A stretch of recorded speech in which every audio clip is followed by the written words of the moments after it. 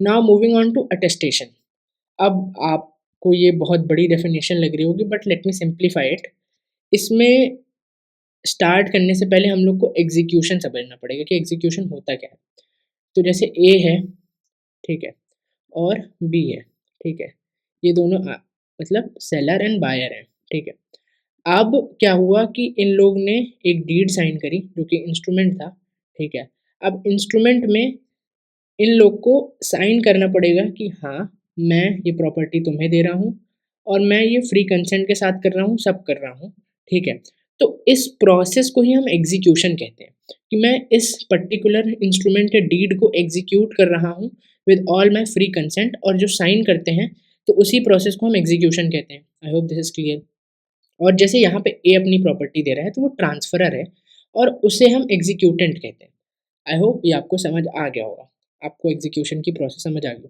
अब हम मूव करेंगे अटेस्टेशन पे, क्योंकि बिना एग्जीक्यूशन समझे अटेस्टेशन समझ नहीं आएगा। तो अटेस्टेशन इज नथिंग बट ये होता है कि आप एविडेंस दे रहे हैं, लोग एविडेंस दे रहे हैं कि जो एग्जीक्यूशन हुआ है वो सही तरीके से हुआ है, बस। मतलब एग्जीक्यूशन की गवाही देने को अटेस्टेशन कहते हैं, ठीक है। और उसी प्रोसेस को अटेस्टेशन कहते हैं, और जो लोग गवाही देते हैं उनको हम अटेस्टिंग विटनेस कहते हैं, ठीक है। अब हम इस डेफिनेशन में आते हैं जो दे रखी है। Attested in relation to instrument means and shall be deemed always to have been attested by two or more witnesses, each of whom has seen the executant sign। अब ये अटेस्टेशन की बेसिकली वो बता रखा है, एसेंशियल्स कैसे attestation होगा, ठीक है। अब हम इसको इसको सिंप्लीफाइड वे में मैंने आगे लिख रखा है, एंड उसके एसेंशियल्स ये हैं कि attestation must be done by two or more persons.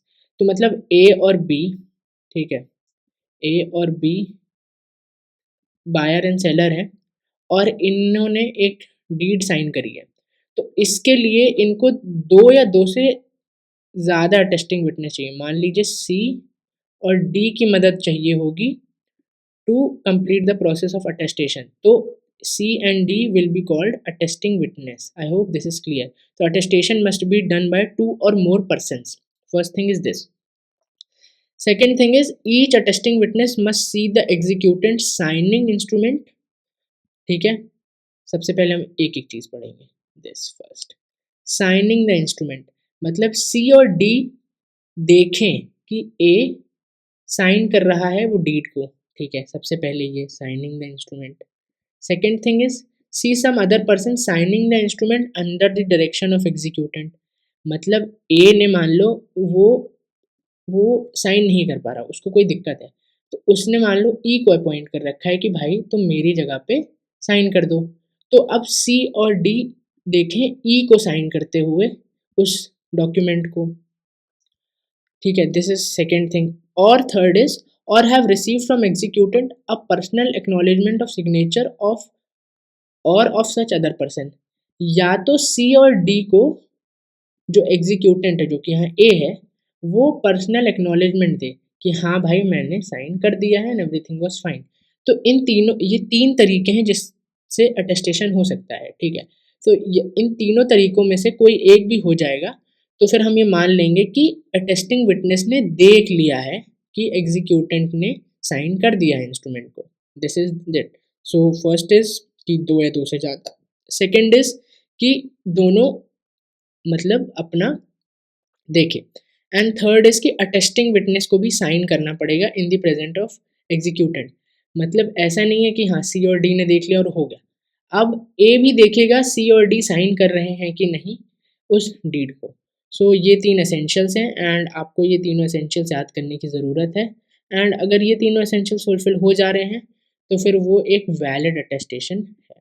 So yes, अब कौन अटेस्टिंग विटनेस बन सकता है, ये एक मेन सवाल है। तो person of age of majority, मतलब 18 से ऊपर, साउंड माइंड का हो। साउंड माइंड मतलब कि हु इज़ नॉट इनसेन, मतलब जो कि पागल नहीं है, लॉ की लैंग्वेज में, जो कि he is not insane. Third is a party to the transaction can not be attesting होगा, सॉरी यहाँ पे टेस्टिंग लिखा है, अटेस्टिंग विटनेस, ठीक है। तो अब पार्टी अटेस्टिंग विटनेस नहीं हो सकती। मान लीजिए ए और बी है, ठीक है, यहाँ पे ए और बी ही अटेस्टिंग विटनेस नहीं हो सकते। तो ए कह दे भाई जब तुम साइन करोगे तो मैं बन जाऊंगा, बी कहे नहीं तुम बन जाओ, ऐसा नहीं हो सकता। तो आपको अलग से लोग चाहिए होंगे, ठीक है। ये एक इम्पॉर्टेंट चीज़ है, ये आपको ध्यान रखनी पड़ेगी कि पार्टीज अटेस्टिंग विटनेस नहीं हो सकते। अब जो स्क्राइब या टाइपिस्ट होता है, मतलब बेसिकली जो ये डॉक्यूमेंट वगैरह देख रहा होता है, जैसे एक रजिस्ट्रार होता है जिसके सामने अटेस्टेशन की प्रोसेस हो रही होती है, ठीक है। वो ऑल्दो पार्टी नहीं है, ठीक है, बट वो एक अटेस्टिंग विटनेस बन सकता है, ठीक है। इसका एक एग्जांपल है, जैसे रजिस्ट्रार है, सब रजिस्ट्रार है या फिर रजिस्टरिंग ऑफिसर है, वो अटेस्टिंग विटनेस बन सकते हैं प्रोवाइडेड दैट कि उनके पास इंटेंशन हो कि वो अटेस्टिंग विटनेस बनना चाहते हो, ठीक है। Provided that he has the intention to act as attesting witness and has seen executed signing the document, मतलब उन्होंने एग्जीक्यूटेंट को डॉक्यूमेंट साइन करते हुए देखा हो। अगर उनके पास इंटेंशन है और उन्होंने देखा है साइन करते हुए, तो इवन अ स्क्राइब और टाइपिस्ट को हम कह सकते हैं कि हाँ वो एक वैलिड अटेस्टिंग विटनेस है। और ये एक केस में दिया गया था जो कि इम्पोर्टेंट है, एम एल अब्दुल जाबर वर्सेस वेंकटा शास्त्री। सो ये पूरा अटेस्टेशन का है। एंड आपको बस एक बार ये करना है कि वीडियो देखने के बाद you need to read this definition खुद से, उसके बाद आपको काफ़ी कुछ क्लियर हो जाएगा। And I hope this was done.